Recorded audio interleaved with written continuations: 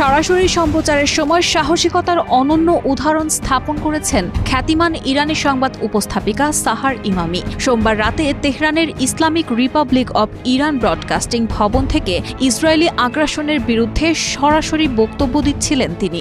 এ সময় হঠাৎ প্রচণ্ড এক বিস্ফোরণে কেঁপে ওঠে স্টুডিও। ইসরায়েলের ছোড়া ক্ষেপণাস্ত্র সোজা আছড়ে পড়ে টেলিভিশনের ভবনে। তবে প্রাণঘাতী হামলার মধ্যেও দমে যাননি ইমামি। নির্ভীকভাবে তিনি চালিয়ে যান অনুষ্ঠান, যার ফলে দেশ বিদেশে প্রশংসার কেন্দ্রে উঠে এসেছেন এই সাহসী উপস্থাপিকা। হামলার সময়কার দৃশ্য সামাজিক যোগাযোগ মাধ্যমে ছড়িয়ে পড়লে ব্যাপক আলোচনার জন্ম দেয় এক দৃশ্য, যেখানে দেখা যায় বোমা বিস্ফোরণের মাঝেও অত্যন্ত শান্ত এবং অবিচল ভঙ্গিতে সংবাদ পাঠ করছেন উপস্থাপিকা সাহার ইমামি। তার সাহসিকতা ও পেশাদারিত্ব বিশ্বজুড়ে প্রশংসিত হয়েছে।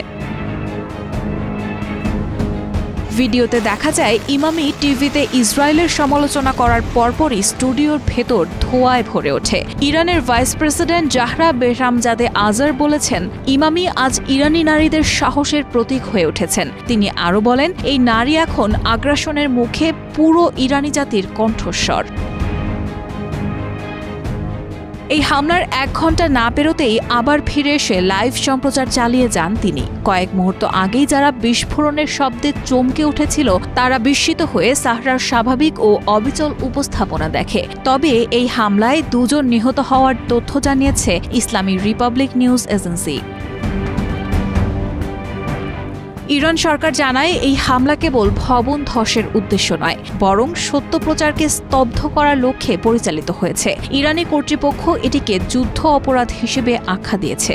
এক বিবৃতিতে বলা হয়, হামলাটি ভবনকে লক্ষ্য করে নয়, লক্ষ্য করা হয়েছে আমাদের কণ্ঠস্বরকে। ইসরায়েল গত কয়েকদিনে নারী, শিশু ও নিরীহ মানুষদের নির্বিচারে হত্যা করছে। এই সত্য প্রচার থামাতেই এই বর্বরতা চালানো হয়েছে। তবে আমাদের থামানো এত সহজ নয়।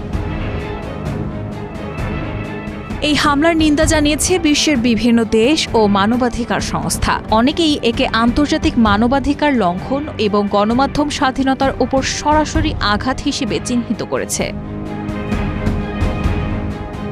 সাহার ইমামি ইরানের অন্যতম জনপ্রিয় সংবাদ উপস্থাপিকা। 1984 সালে তেহরানে জন্ম নেয়া ইমামি খাদ্য প্রকৌশলে স্নাতক সম্পন্ন করলেও তার আসল আগ্রহ ছিল গণমাধ্যমে। 2010 সালে উপস্থাপনায় যুক্ত হয়ে নানা বাধা পেরিয়ে তিনি জায়গা করে নেন রাষ্ট্রীয় সম্প্রচার কেন্দ্র IRIB-তে। তার মতে, নারী সাংবাদিকরা সমাজে পরিবর্তনের বড় শক্তি এবং ভবিষ্যৎ প্রজন্মের জন্য প্রেরণার উৎস। রায়হানা মুন, প্রবাস খবর।